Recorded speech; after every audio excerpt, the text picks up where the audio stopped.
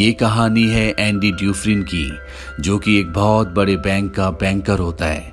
जज उसे उसकी पत्नी और उसकी पत्नी के लवर के कत्ल के इल्जाम में उम्र कैद की सजा सुनाता है और सजा के बाद उसे एक ऐसी जेल में भेजा जाता है जहां से आज तक कभी कोई कैदी भाग नहीं सका।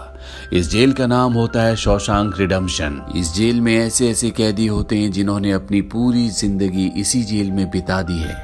जब वो इस जेल में आए थे तो बाहर की जिंदगी अलग थी और अब बाहर की दुनिया पूरी तरह से बदल चुकी है।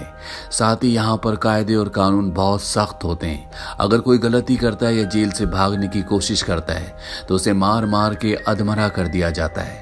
एंडी बहुत दिनों तक किसी से कोई बात नहीं करता। एक दिन वो यहाँ पर एक कैदी से मिलता है जिसका नाम होता है रेड।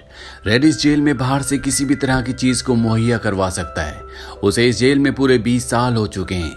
एंडी रेड से कहता है कि उसे एक हथौड़ी और एक एक्ट्रेस का बहुत बड़ा पोस्टर चाहिए। रेड एंडी से पूछता है, क्या तुम उस हथौड़ी से जेल में सुरंग बनाना चाहते हो? एंडी कहता है, जब वो हथौड़ी आएगी तुम खुद समझ जाओगे। रेड एंडी को यहाँ पर आगाह भी करता है। वो उसे 3 कैदी दिखाता और बताता है कि उन तीनों की तुम पर गंदी नजर है। एंडी कहता है कि अगर मैं उन्हें बता दूं कि मैं गे नहीं हूं तो?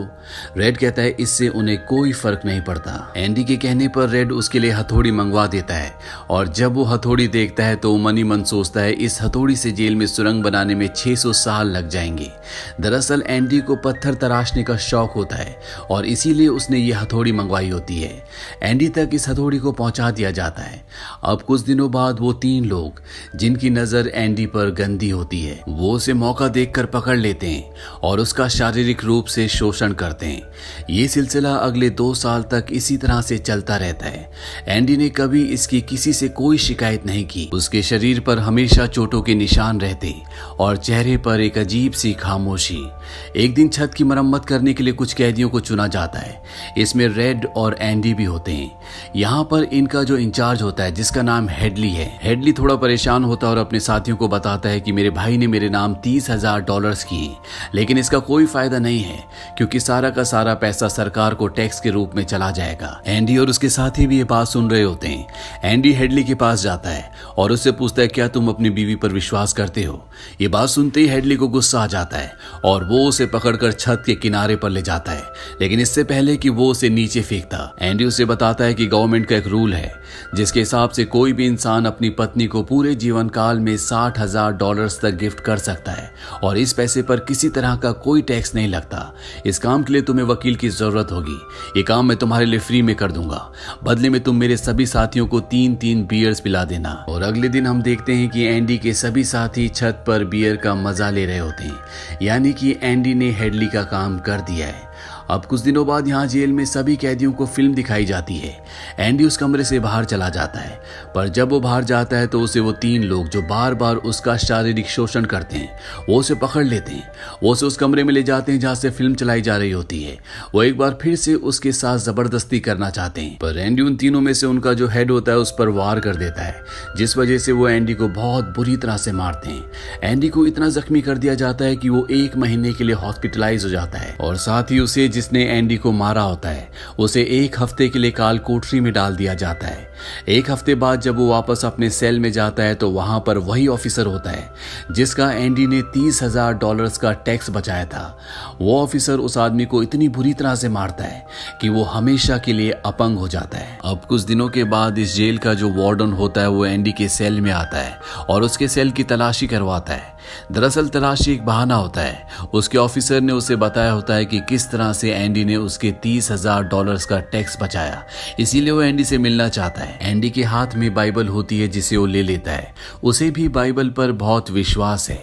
एंडी के सेल के अंदर बहुत सारे एक्टर्स के फोटोज होते हैं और साथ ही एक एक्ट्रेस का बहुत बड़ा पोस्टर भी।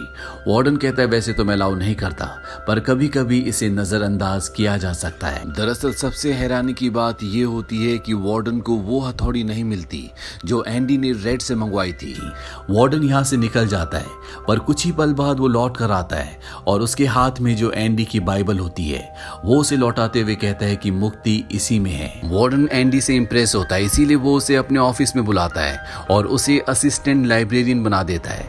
लाइब्रेरी में एक बूढ़ा आदमी होता है जो कई सालों से लाइब्रेरी को संभाल रहा है और एंडी को उसके अंडर काम करना है। साथ ही एंडी यहाँ पर दूसरे ऑफिसर्स की ITR भरना भी शुरू कर देता है। जैसे जैसे साल बीतते हैं एंडी के पास काम बढ़ता ही चला जाता है। उसे एक असिस्टेंट की जरूरत पड़ती है और वो अपना असिस्टेंट अपने सबसे अच्छे दोस्त को, जिसका नाम रेड है, उसे बनाता है। धीरे धीरे इसी तरह से वक्त बीतता चला जाता है और एक दिन लाइब्रेरियन जिसके अंडर एंडी काम करता है वो एक आदमी की गर्दन पर चाकू लगा देता है। दरअसल सरकार ने उसकी सजा माफ कर दी है पर वो इस जेल को छोड़कर नहीं जाना चाहता। आज उसे इस जेल में पूरे 50 साल हो चुके हैं। ये जेल की दुनिया ही उसकी असली दुनिया है और उसे लगता है कि अगर उसने किसी का खून कर दिया तो उसकी सजा बढ़ जाएगी और उसे इसी जेल में रखा जाएगा। पर एंडी और रेड के समझाने पर बूढ़ा लाइब्रेरियन ब्रूक्स उस आदमी को जिसकी गर्दन पर उसने चाकू लगाया होता है उसे छोड़ देता है। जेल से छूटने के बाद लाइब्रेरियन ब्रूक्स को सच में बहुत अजीब लगता है। 50 सालों में बाहर की दुनिया की रफ्तार बहुत बढ़ गई होती है।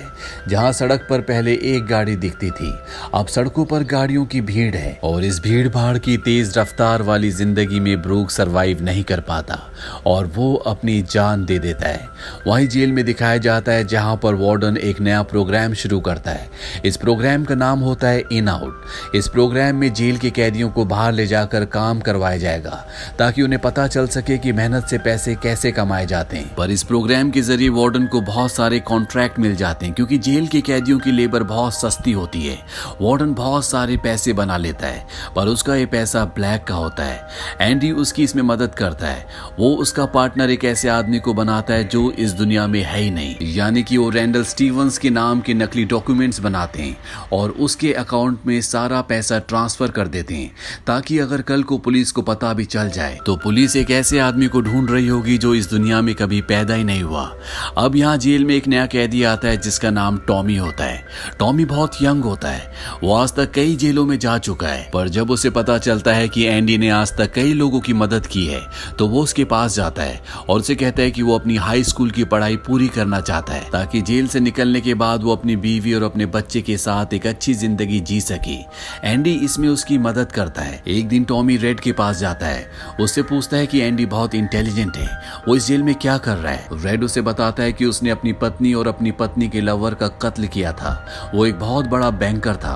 ये सुनकर टॉमी पूरी तरह से शांत हो जाता है और अगले पल टॉमी के सामने एंडी और रेड होते हैं। टॉमी उन दोनों को बताता है कि एक बार वो एक जेल में गया था जहां पर उसे कैदी मिला था। उस कैदी ने बताया कि एक रात को एक घर में चोरी करने गया। उस घर का ओनर जाग गया और उसने ओनर को और उसकी पत्नी को गोली मार दी। बाद में उसे पता चला कि वो दोनों पति पत्नी नहीं थे बल्कि लवर थे।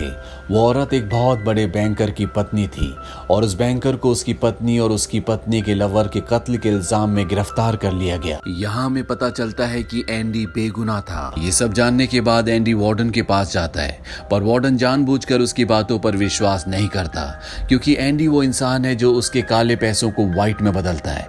वो उसके सारे राज जानता है। एंडी उसे इनडायरेक्टली धमकी देता है कि मैं तुम्हारे काले पैसे के बारे में किसी को नहीं बताऊंगा। इस बात से वार्डन को गुस्सा आ जाता है और वो एंडी को 1 महीने के लिए काल कोठरी में डाल देता है और साथ ही टॉमी जिसकी गवाही से एंडी रिहा हो सकता है, वार्डन उसे गोली मरवा देता है। इसके बाद वो एंडी के पास जाता है और उसे कहता है कि टॉमी ने भागने की कोशिश की थी इसीलिए उसे गोली मार दी गई। एंडी जानता है कि वार्डन झूठ बोल रहा है। वो कहता है कि आज के बाद मैं तुम्हारा काम कभी नहीं करूंगा। वार्डन कहता है कि इसे 1 महीने और काल कोठरी में रखो। आज तक किसी को भी इतने लंबे समय तक काल कोठरी में नहीं रखा गया। अब काल कोठरी में पूरे 2 महीने गुजारने के बाद जब एंडी बाहर आता है तो रेड उसके पास आता है। एंडी रेड से पूछता है क्या तुम कभी इस जेल से बाहर निकल पाओगे। रेड कहता है शायद जब मैं बहुत बूढ़ा हो गया हूँ और मेरे दिमाग ने काम करना बंद कर दिया हो तब। एंडी कहता है कि मैं यहाँ से निकलकर जिवातेन्योर जाऊंगा। ये मैक्सिको में समंदर किनारे एक बहुत खूबसूरत जगह है। कहा जाता है कि इंसान अपने आप को यहाँ पर खो देता है। मैं वहाँ पर अपना रेस्टोरेंट खोलूंगा, समंदर किनारे अपनी नाव को रिपेयर करूंगा और दोस्तों के साथ गहरे समंदर में मछली मारने के लिए निकल पड़ूंगा। रेडी सुनकर परेशान हो जाता है। वो कहता है कि उम्मीद बहुत खतरनाक चीज होती है, ये इंसान को पागल तक कर देती है। तुम्हें सच्चाई की दुनिया में वापस लौटना होगा। मैक्सिको यहाँ से बहुत दूर है। एंडी कहता है कि तुम सच कहते हो। अब मेरे पास सिर्फ 2 ही रास्ते हैं, या तो मैं घुट घुट कर जीऊं या मर जाऊं। जाने से पहले एंडी रेड से कहता है कि तुम वादा करो कि तुम मेरा एक काम करोगे? रेड कहता है कि हाँ मैं जरूर करूंगा। एंडी कहता है कि बस्टन के पास एक बहुत बड़ा मैदान है, उस मैदान में एक बहुत बड़ा पेड़ है, उस पेड़ के पास एक पत्थर की दीवार है, उस पत्थर की दीवार पर एक काले रंग का पत्थर है, उस पत्थर के नीचे कुछ गड़ा है। वादा करो जब भी तुम जेल से बाहर निकलोगे तुम वहां पर जरूर जाओगे। रेड पूछता है उस पत्थर के नीचे क्या है? एंडी कहता है इसके लिए तुम्हें वहां पर जाना होगा। ये कहकर एंडी यहाँ से सीधा वार्डन का काम करने जाता है। वो वार्डन का काम खत्म करके उसके सारे डॉक्यूमेंट्स एक खास तिजोरी में रखता है। डॉक्यूमेंट्स रखने के बाद एंडी को वार्डन अपने कपड़े देता है। वो कहता है मेरे कपड़े इस्त्री करवा देना और मेरे जूतों को आईने की तरह चमका देना। इसके बाद एंडी वापस अपने सेल में आ जाता है। वहीं रेड आज रात को बहुत परेशान होता है क्योंकि उसे शक है कि एंडी अपनी जान दे सकता है। सुबह जब सभी के सेल्स के दरवाजे खोलते हैं तो एंडी अपने सेल से बाहर नहीं आता और जब गार्ड उसके सेल के पास पहुंचता है तो वो पूरी तरह से हैरान होता है। वहीं वार्डन को दिखाया जाता है जो अपने जूते पहनने के लिए निकालता है, पर उस बॉक्स में उसके नहीं बल्कि एंडी के जूते होते हैं और तभी सायरन बजता है और ये सायरन होता है किसी कैदी के भागने का। वार्डन एंडी के सेल में जाता है। यहाँ पर रेड को भी बुलाया जाता है। वार्डन रेड से पूछता है कि एंडी कहाँ है? रेड कहता है कि मुझे क्या पता। इस बात पर वार्डन को बहुत गुस्सा आता है। वो कहता है क्या वो कोई भूत था जो रातों रात यहाँ से गायब हो गया और पीछे छोड़ गया ये कंकड़ पत्थर और दीवार पर यह अदनंगी तस्वीर। उसके हाथ में जो पत्थर होते हैं वो उनकी तरफ फेंकना शुरू कर देता है और एक पत्थर वो उस पोस्टर पर भी मारता है जो दीवार पर लगा होता है, पर पत्थर टकरा कर नीचे नहीं गिरता बल्कि पोस्टर के आर पार हो जाता है। और जब वार्डन उसके अंदर अपना हाथ डालता है तो वो देखता है कि एंडी ने वहां पर एक बहुत बड़ी सुरंग बना रखी होती है जिसे देखकर सब हैरान हो जाते हैं क्योंकि ये दीवार बहुत मजबूत होती है। बिना मशीन के इस दीवार पर सुरंग बनाना लगभग पूरी तरह से नामुमकिन था, पर एंडी नामुमकिन को मुमकिन करके यहाँ से भाग गया होता है। इसके बाद सभी गार्ड्स उस तरफ जाते हैं जहाँ से एंडी बाहर निकला था। वहां पर उन्हें एंडी के पुराने कपड़े, एक साबुन, एक कंघी और वो हथौड़ी जो आज से 20 साल पहले एंडी ने रेड से मंगवाई थी वो मिलती है। ये वही हथौड़ी होती है जिससे पिछले 20 सालों से एंडी जेल में अपनी सेल की दीवार पर सुरंग बना रहा था। साथ ही दीवार से जो भी मिट्टी निकलती थी वो उसे अपनी जेब में रखकर ग्राउंड में बिखेर देता था। एंडी ने आखिरी बार जब वार्डन के लिए काम किया था तो वो वार्डन के काले धन के सारे डॉक्यूमेंट्स अपने पास रख लेता है और उसके पास जो उसकी बाइबल होती है वो उसे वार्डन के सेल्फ में उसकी तिजोरी में रख देता है। वार्डन को इस बात का पता नहीं चलता। साथ ही वार्डन ने अपने कपड़े जो उसे प्रेस करने के लिए दिए थे, एंडी उन कपड़ों को अपने कपड़ों के अंदर पहन लेता है। साथ ही उसके जूते जो वार्डन ने उसे पॉलिश करने के लिए दिए थे, एंडी उन्हें पहनकर वहां से निकल जाता है। रात को जैसी सारी लाइट्स बंद होती है एंडी उस सुरंग से बाहर निकलता है। इसके बाद वो एक गटर का पाइप तोड़ता है और उस गटर के पाइप में रेंगता हुआ वो उस जेल से जहां से आज तक कोई भी कैदी नहीं भागा वहां से भाग जाता है। हालांकि एंडी जिस गटर के पाइप से रेंगता हुआ बाहर निकला था वो 2 फुटबॉल ग्राउंड के बराबर लंबा था। अगली सुबह एंडी उस बैंक में जाता है जहां पर वार्डन का सारा काला धन होता है। ये धन एक ऐसे आदमी के नाम पर होता है जो इस दुनिया में है ही नहीं। दरअसल एंडी जेल से उस आदमी के सिग्नेचर करता था। साथ ही एंडी के पास उस आदमी के नाम के सारे डॉक्यूमेंट्स भी होते हैं, इसीलिए एंडी बैंक्स में जाकर सारे पैसे निकाल लेता है और ये पैसे होते हैं 2.95 मिलियंस। यानी कि एंडी न सिर्फ आजाद हो गया है बल्कि वो बहुत अमीर भी है। एंडी के पास वार्डन के काले चिट्ठों के सारे डॉक्यूमेंट्स होते हैं जो वो प्रेस को भिजवा देता है। अगली सुबह ये खबर अखबार में छप जाती है और जब वार्डन तिजोरी खोलकर देखता है तो उसमें उसके डॉक्यूमेंट्स नहीं बल्कि बाइबल होती है। बाइबल के पहले पेज पर एंडी ने लिखा होता है कि तुमने सही कहा था, मुक्ति इसी में है। और जब वार्डन पेज पलटता है तो वो देखता है कि वहां पर हथौड़ी का एक निशान होता है। दरअसल एंडी ने पेज को हथौड़ी की शेप में काट कर एक सांचा बनाया होता है जिसके अंदर वो अपनी हथौड़ी छुपाया करता था। और आज से 20 साल पहले जब वार्डन पहली बार एंडी की सेल में गया था और उसने एंडी की बाइबल उसके हाथ से लेकर वापस उसे लौटाई थी, उस वक्त भी वो हथौड़ी इसी बाइबल के अंदर थी। अब वार्डन का पूरा चिट्ठा खुल चुका है। पुलिस उसे गिरफ्तार करने के लिए आ रही होती है, पर इससे पहले कि पुलिस उसे गिरफ्तार करती वार्डन अपने आप को गोली मार देता है। कुछ वक्त बीतने के बाद एंडी के दोस्त रेड की सजा को भी माफ कर दिया जाता है। उसे एक नौकरी दिलाई जाती है, पर बाहर की दुनिया में रेड का दिल बिल्कुल भी नहीं लगता क्योंकि उसने अपनी जिंदगी के 40 साल जेल में गुजारे थे। रेड भी उसी कमरे में रहता है जहां पर लाइब्रेरियन ब्रूक्स रहा करता था और रेड भी अपनी जान देना चाहता है, पर तभी उसे अपना वो वादा याद आता है जो उसने एंडी से किया था और वो उस बड़े घास के मैदान में जाता है जहां पर एक बहुत बड़ा पेड़ होता है, साथ ही पत्थरों की दीवार भी होती है। उस दीवार पर एक काला पत्थर होता है और जब वो उस पत्थर को उठाता है तो उसके नीचे एक बॉक्स होता है। उस बॉक्स के अंदर कुछ पैसे और एक लेटर होता है। ये लेटर एंडी का होता है। उस लेटर में लिखा होता है, तुम्हें उस जगह का नाम याद है जो मैंने तुम्हें जेल में बताई थी? तभी रेड कहता है ज़िवातिन्योर। वो कहता है कि तुम उस जगह पर आ जाओ, मैं तुम्हारा इंतजार कर रहा हूँ। इसके आगे एंडी ने लिखा होता है कि उम्मीद अच्छी चीज होती है, बल्कि सभी अच्छी चीजों में सबसे अच्छी, और अच्छी चीज कभी नहीं मरती।